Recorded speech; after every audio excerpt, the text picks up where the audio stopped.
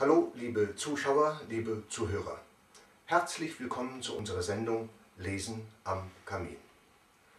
Der aktuelle Roman Stella Halbwertszeit der Liebe verspricht kurzweilige und spannende Unterhaltung, denn er handelt von einer außergewöhnlichen Beziehung und einer verhängnisvollen Liebe. Ein Roman über die Fatalität unseres Daseins in der Abhängigkeit vom anderen Geschlecht. Tja, die Liebe. Wer von uns kennt es nicht, dieses Gefühl, Berge versetzen zu können, das Unmögliche wahrzumachen und jedes Hindernis zu überwinden, weil Liebe unser Herz erfüllte. Voll Zuversicht sind wir einst losgezogen in dieses Abenteuerleben, stets auf der Suche nach dem Glück. Im Handgepäck die allerbesten Absichten, die edelsten Motive, Hoffnung und ein gerüttet Maß an Ahnungslosigkeit. Der Schrei nach Liebe ist so alt wie die Menschheit. Und wenn er ungehört verhallte, fragte sich sicher schon so mancher, warum nur bist du kein Pragmatiker?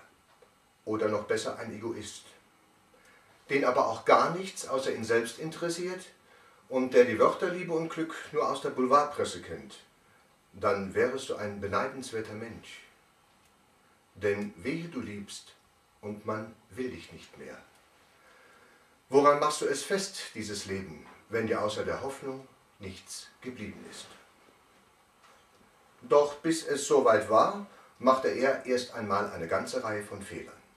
Und einen sehr verhängnisvollen gleich zu Beginn. Nicht, dass er es mit Absicht getan hätte. Nein, wahrscheinlich hat er es selbst nicht einmal bemerkt. Aber er rückte, als sie seinen Anforderungen nicht gerecht wurde, ein wenig von ihr ab. Erst ein bisschen, dann ein bisschen mehr, dann hatte sie ein Problem. Denn dieses Gefühl, nicht mehr ganz geliebt zu werden, setzte ihr so zu, dass es eines Tages einfach zu viel für sie wurde. Und dann lag sie da, mit bleichem Gesicht auf den grünen Laken in der Notaufnahme des städtischen Krankenhauses. Was ihn wohl berührte, er aber nicht ganz begriff. Denn eigentlich fehlte ihr doch nichts, meinte er. Komm, Schatz, wir können gehen, sagte ich, als die Schwester uns aufmunternd zunickte, die Manschette an ihrem Arm löste und das Stethoskop einsteckte. Was habe ich denn? Bin ich nicht krank? Nein, Gott sei Dank nicht, sagte ich. Fast hatte ich das Gefühl, dass sie es bedauert, nicht krank zu sein. Im Auto sagte sie noch einmal: Steve, du verschweigst mir doch nichts. Nein, ganz bestimmt nicht, sagte ich. Du bist einfach nur umgekippt. Das ist anderen auch schon passiert und sicher nur dann dramatisch, wenn man mit dem Kopf zu fest auf den Boden schlägt. Aber zum Glück stand dir ja gerade jemand gegenüber. In der Wohnung packte ich rasch ein paar Sachen zusammen. Jetzt fahren wir erst einmal ins Wochenende, mein Schatz. Steve, sagte sie, liebst du mich eigentlich noch? Wie verloren stand sie da. Aber Stella, sagte ich, was soll denn die Frage? Natürlich lieb ich dich noch. Ich ging zu ihr, nahm sie in die Arme. Schatz, was hast du denn? Ich weiß nicht recht, alles ist so anders, als ich es mir vorgestellt habe. Ja, bist du denn nicht glücklich? Sagte ich und drückte ihren Kopf an meine Brust. Nicht so richtig, flüsterte sie. Ich schaute sie an. Tränen standen in ihren Augen. Ach, Schatz, sagte ich. Heute weiß ich, damals hätte ich mich anders verhalten müssen. Aber was heißt verhalten? Du gibst, so viel du hast und tust das, was du für richtig hältst. Auf gleicher Augenhöhe wollte ich mit ihr sein, meiner Stella.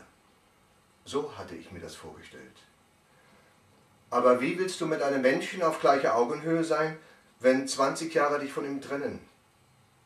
Und so schrie ihre Seele 20 Jahre weit entfernt und wurde nicht gehört. Ich hatte mit meiner Arbeit aber auch wirklich genug zu tun. Von Luft und Liebe kann der Mensch nun mal nicht leben. Wer sorgte denn dafür, dass alles lief? Und ich habe mich um sie gesorgt. Ja, ich war besorgt. Natürlich wollte ich sie glücklich sehen. Natürlich habe ich sie in den Arm genommen, natürlich habe ich sie gefragt. Doch hatten wir noch die gleichen Wellenlänge, kam noch alles an. Der Alltag hatte uns im Griff. Da wird die Liebe allzu leicht zum Trittbrettfahrer. Wo waren sie geblieben, die Schmetterlinge? Aber selbstverständlich lieb ich dich, hatte ich gesagt und es auch so gemeint. So selbstverständlich, wie man abends ein Bier trinkt. Ich hatte ihren ersten wirklich lauten Hilferuf nicht verstanden. Du brauchst dir keine Gedanken zu machen, du bist kerngesund, hatte ich gesagt und das Ereignis verdrängt. Ins Krankenhaus wegen nichts. Peinlich war es irgendwie, etwas, worüber man nicht gerne redet. Dass ihre Seele geschrien hatte? Nach Hilfe, nach mir? Steve, hilf mir? Ich hatte es einfach nicht verstanden. Ja, bin ich denn ein Psychologe? Eben nicht. Doch heute weiß ich, wären wir uns noch so nah gewesen wie am Anfang, ich hätte sie auch verstanden, ohne ein Psychologe zu sein. Nun, liebe Zuschauer, soweit, so gut. Wie es weitergeht, erfahren Sie in unserer nächsten Sendung, wenn es wieder heißt, Lesen am Kamin. Das Buch ist im Handel übrigens nicht erhältlich, kann jedoch beim Autor per E-Mail unter der Mailadresse breuereiner@gmx.de bestellt werden. Ich verabschiede mich für heute, wünsche Ihnen alles Gute und sage Tschüss bis zum nächsten Mal.